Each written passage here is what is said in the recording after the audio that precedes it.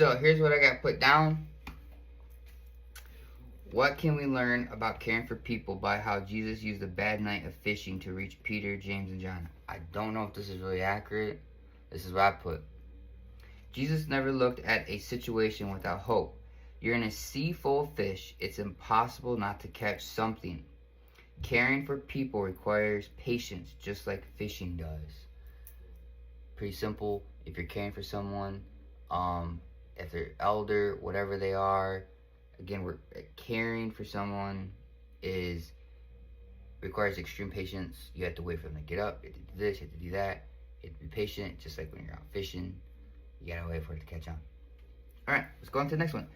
Fishing is a good analogy for being a gospeler, but how might your work or career be used to become a way for you to help others hear and understand the gospel? Okay, so I don't technically have a career. I do have a couple of jobs. So this is kind of interesting because I did notice one thing about this book that I have to kind of give a little to is it really does seem like the book requires you to kind of have a really good understanding of like what you want to do for your whole life. I don't. I have ideas, but I haven't done it. Like for example, you could argue Willie. Can I say his name right? He's like a retired CEO guy. You know what I'm saying? Like I'm still out here in my 20s, still trying to like make a bag. I got a nice car, but if I sold my car, I have nothing. I got the couch behind me. My parents kicked me out. I got my backseat in my truck. So because of that, or career, your work or your career, become a gospeler. So I work for my grandpa and he has Parkinson's, Alzheimer's. So I could kind of use that to show people like you are gonna die one day, right?